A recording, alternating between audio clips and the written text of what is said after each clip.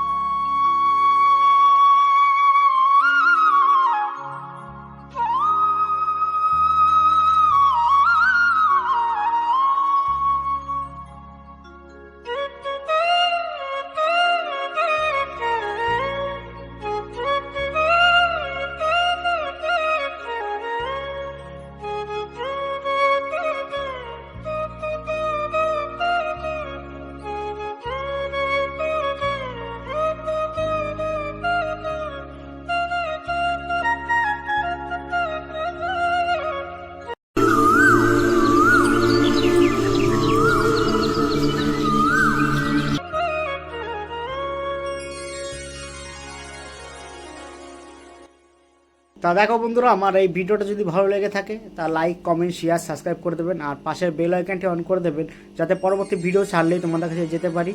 আর সব থেকে বড়ো কথা যে বন্ধুরা, দেখো আমি যখন কাজ করতে করতে তোমাদের ভিডিওগুলো দেখি, কারণ তখন আমি কমেন্ট করতে পারি না, তখন কিন্তু একটা ইমোজ দিয়ে দিই বা লাইক করে দিই।